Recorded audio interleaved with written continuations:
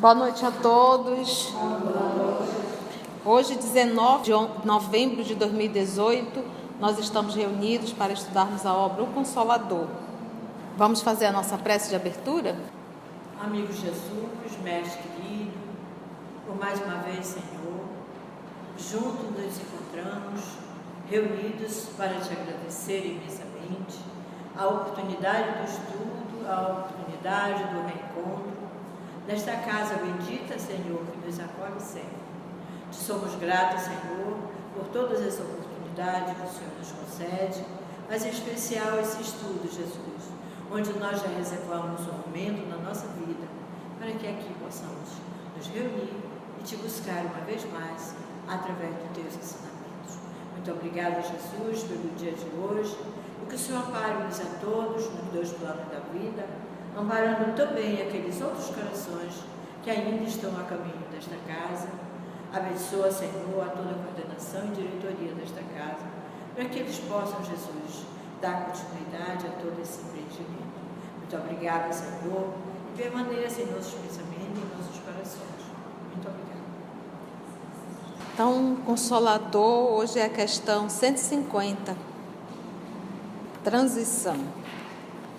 É possível, pergunta a Emmanuel, é possível que os espíritas venham a sofrer perturbações depois da morte?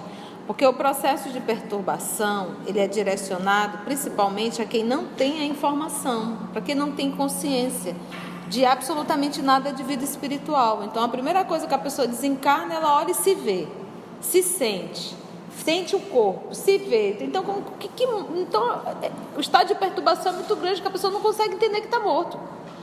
E aí, por isso que ele direciona a pergunta: é possível que os espíritas venham a sofrer perturbações depois da morte? E essa questão está em O Livro dos Espíritos. Perguntaram. O Kardec pergunta se o conhecimento da vida após a morte facilita a desencarnação, facilita esse processo. Os espíritos responderam: muito, muito. Mas ainda uma vez vos digo, o que realmente auxilia muito mais é o estado moral. Porque o espírito, ele vai entender a situação, mas vai se perturbar caso carregue consciência pesada.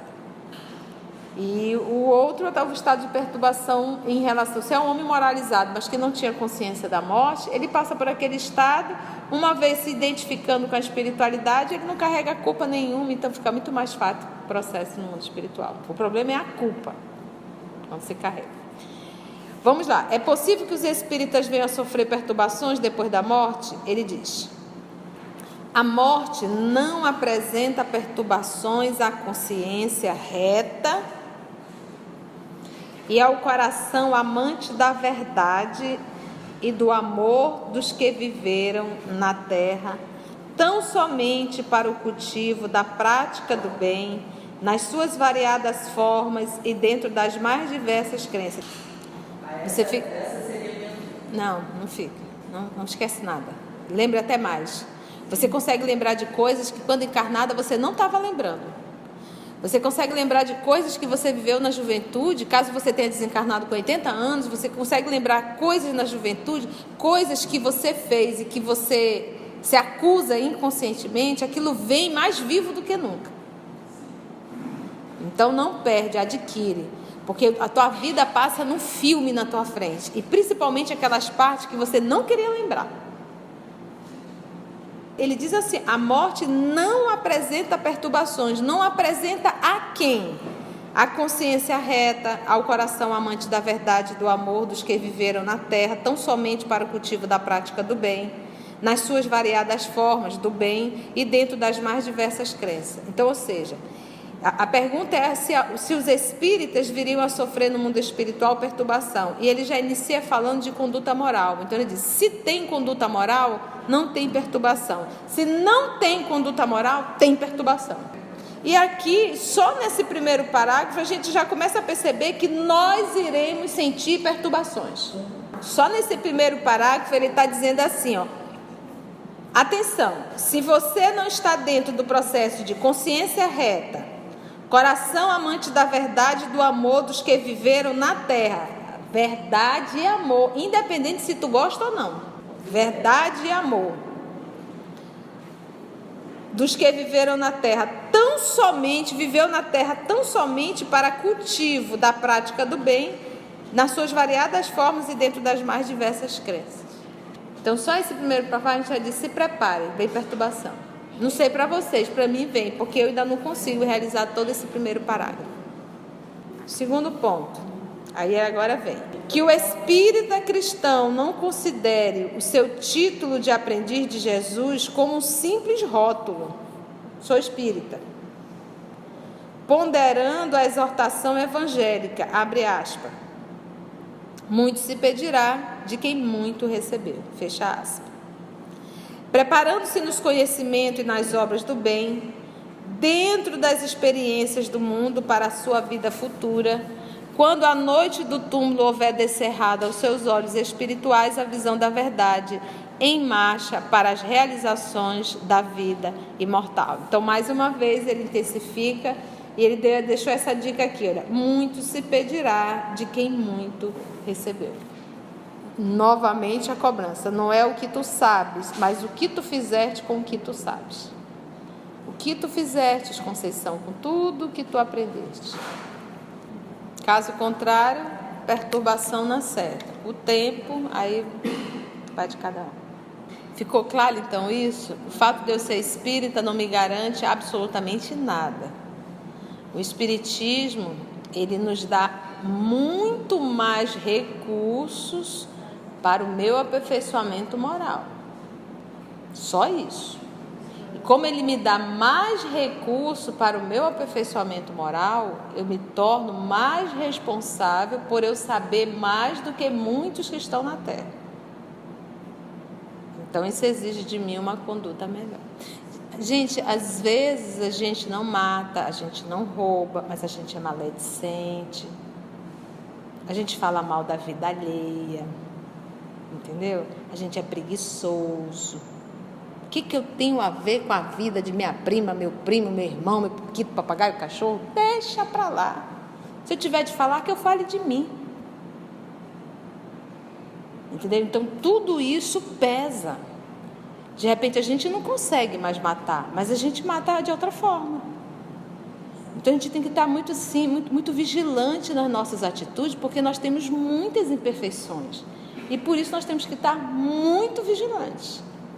E só o fato de eu me considerar um espírito já moralizado, um espírito já superior, isso já mostra a minha condição inferior. Porque eu estou sendo movida pela vaidade. Toda vez que eu acho que eu sou superior a, ou melhor que, isso mostra o quanto eu sou pequeno. Porque quem é, não diz que é. Por isso que o Emmanuel disse assim, olha, você não pode fazer do espiritismo um rótulo. Entendeu? E não existe nenhuma religião nessa terra que nos dê tanto recurso quanto essa. Aí ele vem na 151. O espírito desencarnado pode sofrer com a cremação dos elementos cadavéricos? Então, uma vez eu desencarno e solicitei a cremação do corpo. Eu, espírito, posso sofrer com essa cremação? Essa é a pergunta. Vamos ver a resposta. Na cremação, por exemplo, quando a gente estuda as obras de André Luiz, o livro Obreiros da Vida Eterna, lá ele vai retratar várias desencarnações. Só que todas as desencarnações que o André Luiz retrata no livro Obreiros da Vida Eterna foram desencarnações acompanhadas. Mas o livro, o Mentor Espiritual, deixa bem claro que não é comum desencarnação acompanhada. A maioria vai no Sistema Único de Desencarnação. Porque não tem o que fazer, não tem o que os espíritos superiores não tem o que fazer ali ao lado, só quando finalizar toda a vitalidade, só quando ele, porque foi uma pessoa extremamente materialista. E a massificação, nós somos muito parecidos. Quando a gente fala do tormento ainda há pouco, todos nós aqui somos meio enrolados. Desculpa se tiver alguém que não seja. Mas a probabilidade são essas encrencas, entendeu? São essas situações difíceis. Então, ou seja, a nossa desencarnação, nós não somos espíritos que faz diferença às vezes em sociedade. Nós não fazemos diferença. Então, para uma desencarnação ser desacompanhada, foi uma pessoa que encarnou e que fez diferença onde estava. Fez diferença no bem. E não fez o que todo mundo faz. Então, essas pessoas que quando vêm que faz diferença, e normalmente esse fazer diferença é sinônimo de sacrifício, essa pessoa tem uma desencarnação acompanhada. Mas a maioria não tem. Então, se esses que tiveram a desencarnação acompanhada, nós percebemos o tempo que leva a desencarnação. Eles vão desligando fio a fio e alguns fios só o próprio desencarnante pode fazer. E quando o nosso André Luiz acompanha um caso, que eu já não me lembro o nome do desencarnante, e que quando eles chegaram no cemitério, acompanhando o féretro, no momento que o corpo foi, quando eles entraram no cemitério, o André Luiz já olhou e viu uma porção de espíritos vampirizadores, aguardando chegar corpos, enterros. Por quê? Porque eles acompanham o corpo e sugam o fluido vital. Como esse senhor que estava sendo sepultado, ele estava acompanhado por um grupo de espíritos superiores, eles mesmos olharam e disseram: olha, isso aí está acompanhado, não adianta. E os próprios amigos espirituais acompanharam, no momento do sepultamento, eles retiraram o restante do fluido vital que tinha e devolveram para o fluido cósmico universal.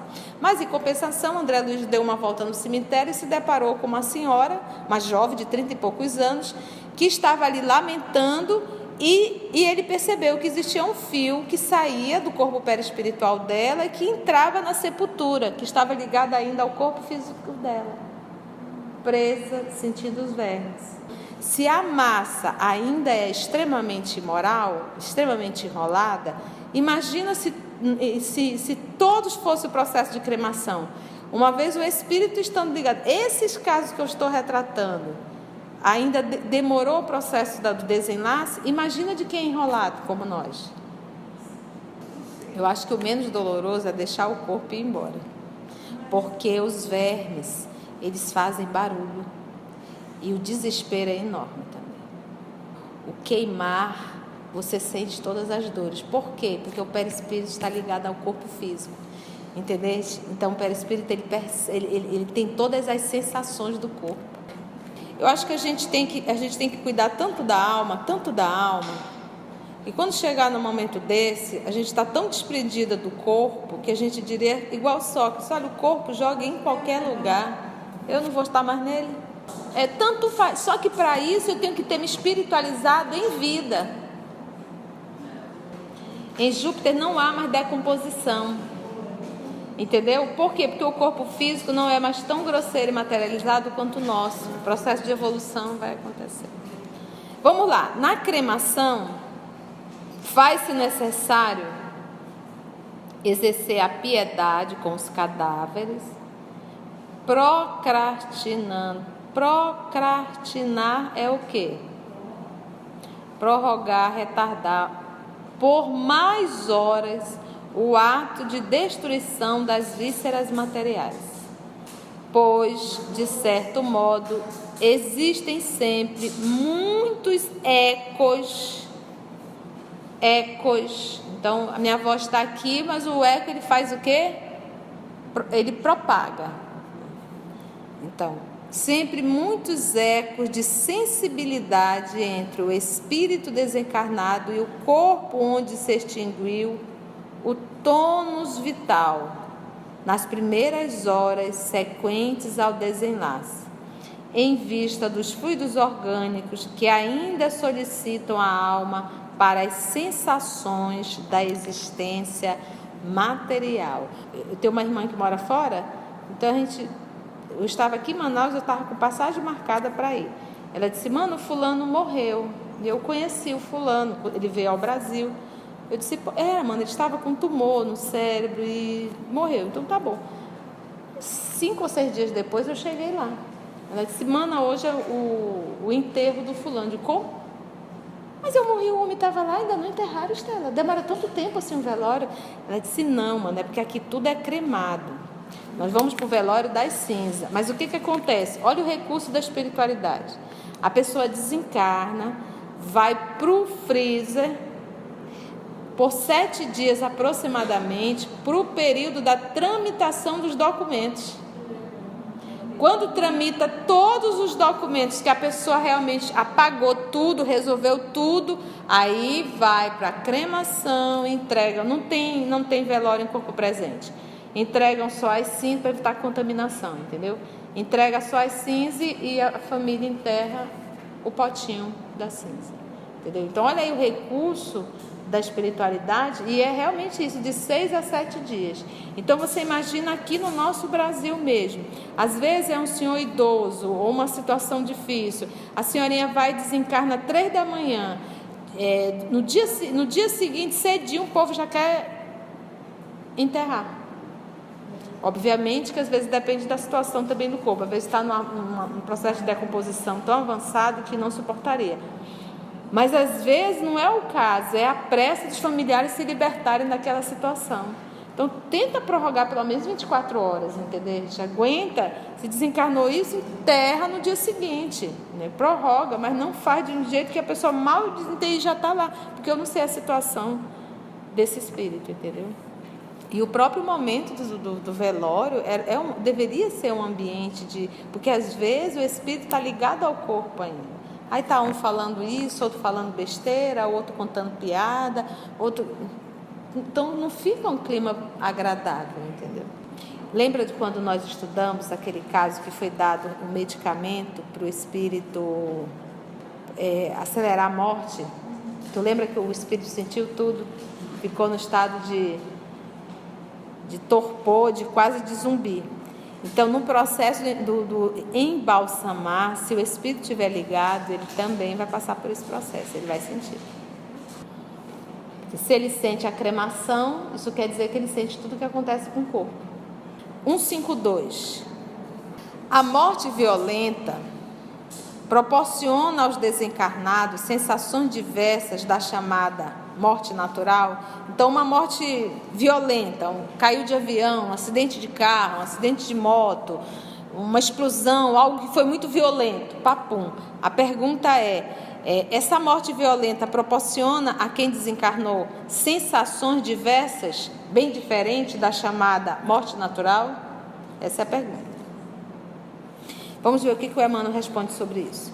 A desencarnação por acidentes, os casos fulminantes de desprendimento, até mesmo uma parada cardíaca, um AVC, algo muito rápido.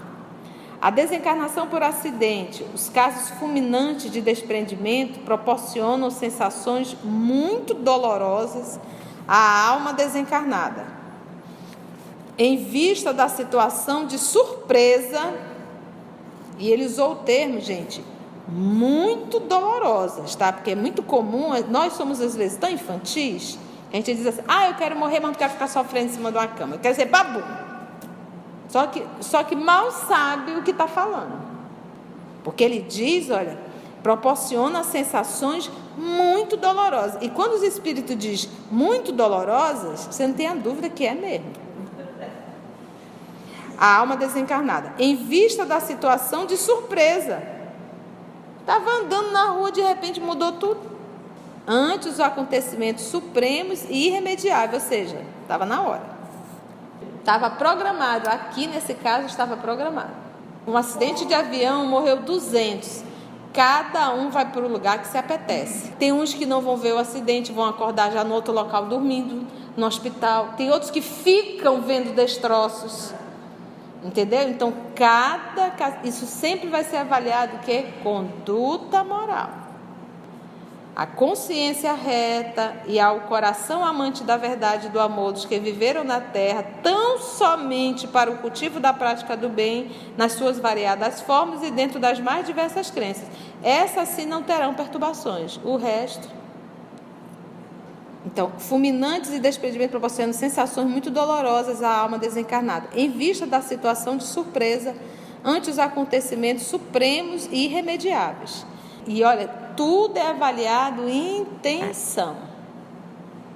Tá? Intenção. Se você vai de repente viver uma situação que você sabe que é extremamente perigosa, e no fundo tu tá com desgosto da vida, tu tá doido que aquilo aconteça mesmo, isso vai ser considerado mais ainda um suicídio, porque havia intenção. Uma vez eu fiz um diálogo com uma jovem, ela estava no processo de autodestruição e autodepreciamento tão grande que ela sofreu um assalto e foi trancada na bagageira do carro, no porta-mala. E ela dizia assim: tomara que eu morra. Quando o rapaz abriu para libertar ela disse: me mate, por favor. Eu quero acabar logo, não aguento mais, me mate. Como ficou olhando para ela? Você está entendendo? Então, para você ver o nível. Então, nesse caso, aparentemente foi um assalto realmente, mas a solicitação, se ela pega um doido pela frente, isso seria um suicídio provocado mesmo, entendeu? Nossa, às vezes tem casos. Uma vez eu conversando com uma pessoa jovem, hoje não mais jovem, já um adulto, que foi evangelizada no movimento espírita desde a infância. Só que nunca ninguém detectou que existia realmente o processo esquizofrênico. Então foi sempre rotulado obsessão, e a esquizofrenia mesmo. Só que demorou. A mãe é dar a mão à palmatória e levar a um psiquiatra, a um psicólogo. Então, quando veio parar em nossas mãos, hoje, graças a Deus, já fazendo tratamento psiquiátrico, a gente percebe que é um processo de esquizofrenia, mas que infelizmente foi tratado só como obsessão. E eu conversando com ela falando do suicídio, que já tentou vários, e eu disse assim: e o Vale? Porque ela é espírita. Ela disse: é para lá que eu quero ir. Não tem absolutamente nenhum medo de ir para o Vale. Entendeu? Então você vê que não é. Então você vê que a pessoa não está com a mente saudável. Quase sempre em tais circunstâncias, essa morte rápida, a criatura não se encontra devidamente preparada. Quem de nós estamos preparados? A qualquer dia, a qualquer hora. E o imprevisto da situação lhe traz emoções amargas e terríveis, porque quase sempre nós temos a triste ideia, a enganosa ideia de que a gente vai viver eternamente aqui. Entretanto, essas surpresas tristes não se verificam para as almas no caso das enfermidades dolorosas e prolongadas, porque nesse processo aqui a própria pessoa chega uma hora que ela não aguenta mais. Falar de morte para ela é como se estivesse falando de um alívio, de um repouso, porque está muito cansada. No processo da patologia, da enfermidade, há tempo de você pensar, porque o leito acaba sendo um catre, acaba sendo um espaço de autoavaliação, de reflexão, de amadurecimento, principalmente se você tiver consciência e lucidez. Se você perdeu a consciência e a lucidez, quem está em torno de ti está no processo de aprendizado também. Aí é quem está em torno tendo a oportunidade de se refazer-se com aquela alma, em que o coração e o raciocínio se tocam das luzes das meditações sadias, observando as ilusões e os prejuízos do excessivo apego à terra. Eu acompanhei muito isso aqui com meu pai, muito. O quanto foi útil para ele e para nós. Aquele processo, aquela patologia, a reflexão que ele fez. O pai bebia muito, né? Gostava da cervejinha. Uma vez meu irmão entrou no quarto e disse assim: bora, velhinho, tomar uma cervejinha? Ele já cego, né? Ele levantou a mão e fez bem assim. Isso aí nunca mais. Mas ele falou com tanta firmeza, eu digo, a alma aprendeu.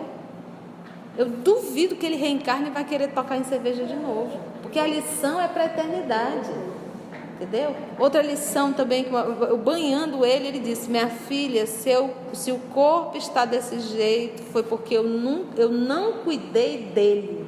Olha a lucidez de um homem que nunca sentou e leu o Espiritismo.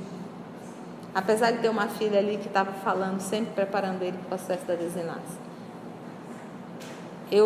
Olha só, eu não cuidei dele. Então, esse processo foi de extrema valia. Então, tenhamos bom senso em dizer assim: Senhor, o que o Senhor escolher, tá bom. Se é para ser babum, que seja papum. Se for para eu ficar sobre uma cama, que seja feita a tua vontade.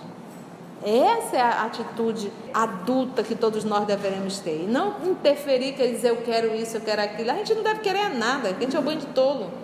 A gente tem que realmente colocar na mão do Pai: Senhor, seja feita a tua vontade. E deveríamos reeducar a nossa forma de pensar e falar. Do excessivo apego à terra, sendo justo considerarmos a utilidade e a necessidade das dores físicas. Olha lá. Utilidade e necessidade, nesse particular, porquanto somente com o seu concurso precioso, que seria a dor, o sofrimento, pode o homem aliviar fardo de suas impressões nocivas do mundo, para penetrar tranquilamente os umbrais, que seriam as portas da vida do infinito. Não tenhamos dó. Ai, que sofrimento. Sofrimento é papum. A agonia é muito maior no mundo espiritual. É porque a gente acha que tudo é aqui. Não. Aqui é só uma parte, depois continua, porque não tem morte.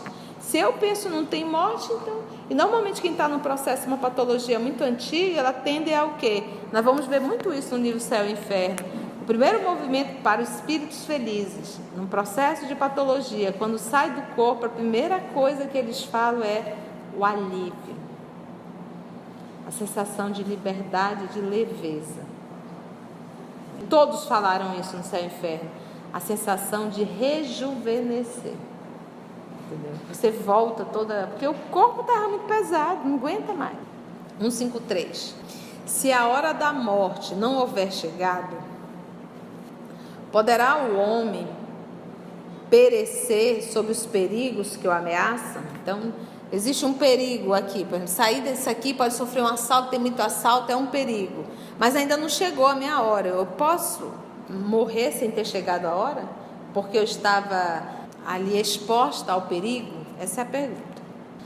Nos aspectos externos da vida, e desde que o espírito encarnado proceda de conformidade com os ditames da consciência retilínea, olha lá, e do coração bem intencionado, sentimento, razão e sentimento, sem a imponderação dos precipitados e sem o egoísmo dos ambiciosos, toda e qualquer defesa do homem reside em Deus.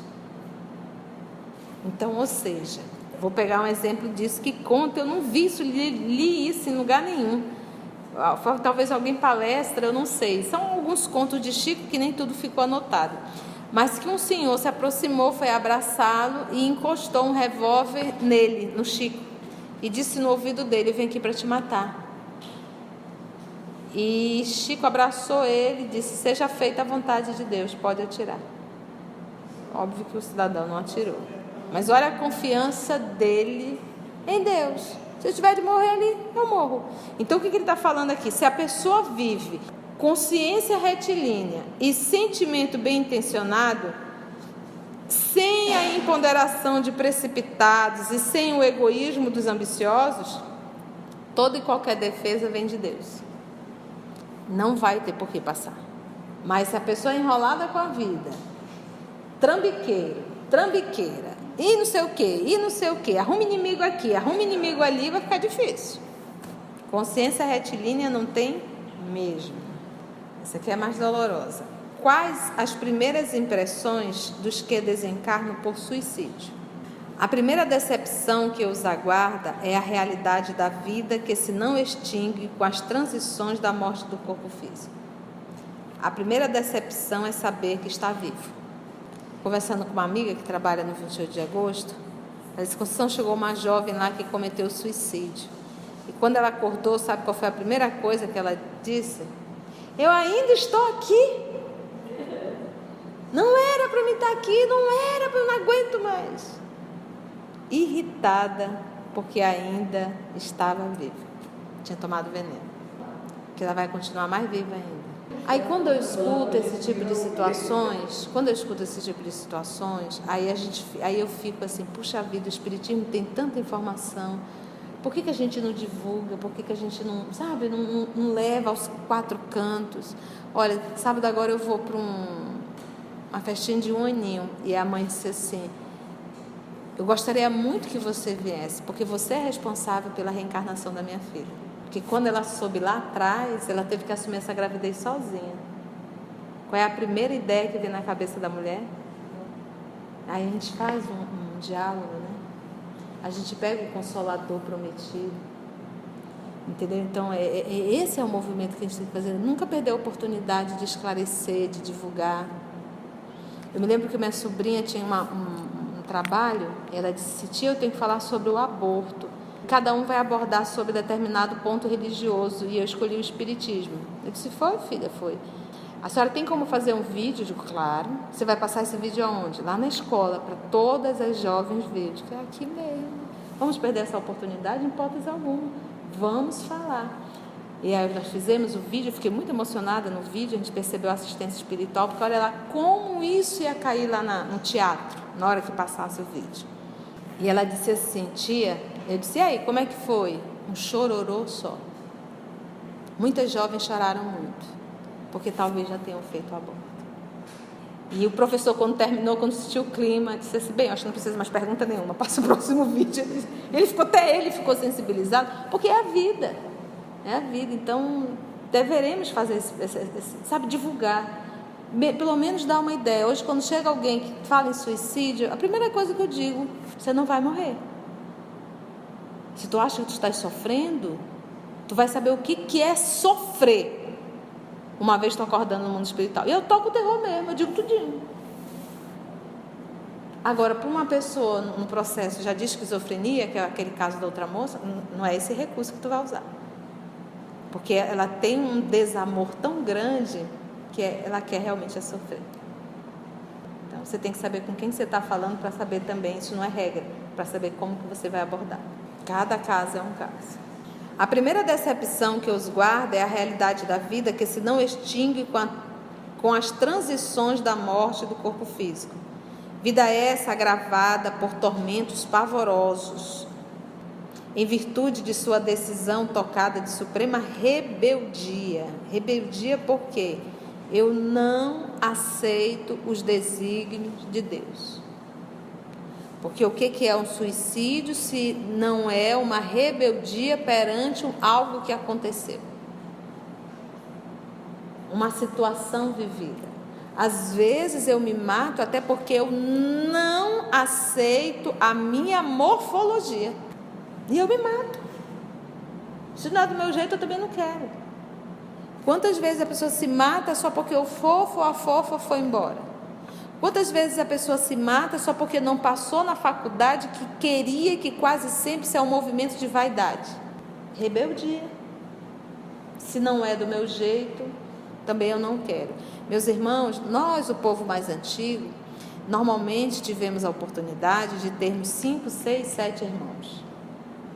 Isso já era uma bênção muito grande, que já nos ensinava, pequenininhos, que nós não somos o centro do mundo. Que existem outras pessoas e que a gente tem que aprender a compartilhar e a dividir. E quando tem 7, 8 filhos, normalmente o dinheiro fica muito apertado. Por exemplo, nós em casa eram 9, foram 12, mas ficaram 9 encarnados. Então, às vezes dava e às vezes não dava, às vezes tinha, às vezes não tinha. Mas aquilo dali nos ensinou, nos fortalecer para as porradas da vida, para as dificuldades da vida, para o não que a vida dá. Então, o que a nossa sociedade hoje está vivendo? O casal tem 1 ou 2 filhos, estourando 3. Inadvertidamente, o que os pais acabam fazendo? Eu quero dar tudo que eu não tive para o filho. Sem perceber que se hoje ele é uma pessoa de bem, se ele é um homem de bem, se ela é uma mulher de bem, foi graças àquela vivência difícil da infância. E de repente você faz o inverso, quer dar tudo e quer realizar no filho o que você não conseguiu fazer. E aí você está construindo esses monstrinhos de hoje, extremamente egocêntricos, extremamente vaidosos e que não sabe lidar com o não. Se vai fazer um vestibular e não passa, entra em depressão. Se a namorada termina, o namorado termina, entra em depressão e se mata. Qualquer dificuldade, porque você não ensinou que a vida é doce, mas não é mole não. Com essa nossa mania de querer dar tudo, de querer facilitar tudo.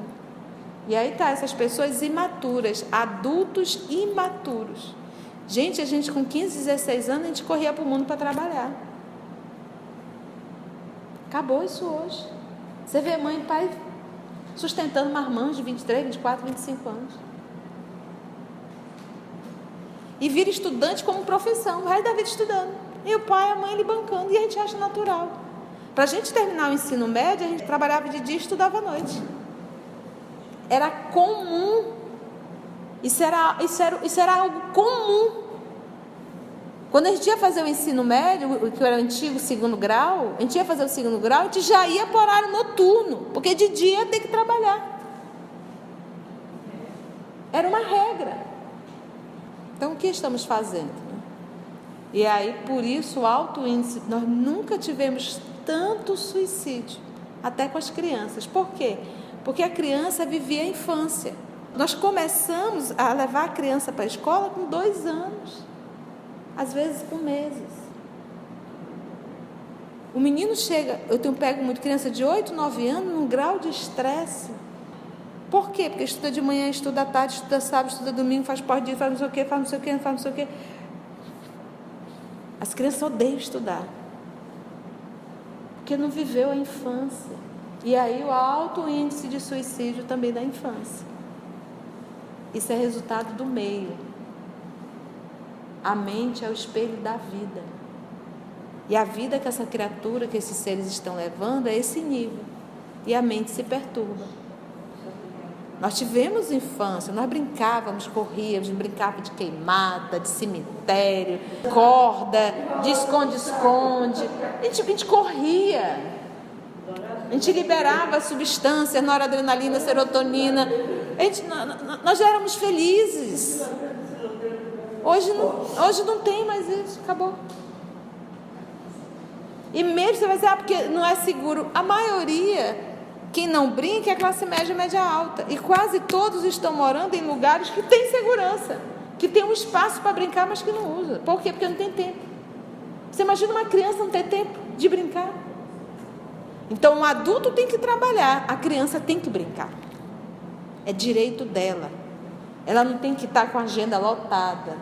Isso é frustração de pai e mãe querendo refletir no filho. Querer fazer tudo que ele não fez, querer que o filho faça. Sou altamente contra. Criança na escola, 6 anos de idade. Menos que isso, não. Não tem tempo, então não pare. Criança dá trabalho. Que é renúncia e resignação. Olha, o meu sobrinho fez agora 6 anos. 6 anos. A mãe dele, quando veio falar, eu digo, alfabetiza em casa, brincando. Vai mostrando as cores, as letras. Para quê? Ele entrou agora com 6 anos na escola militar. Excelente aluno. Ele acorda às 5 da manhã, não precisa nem chamar.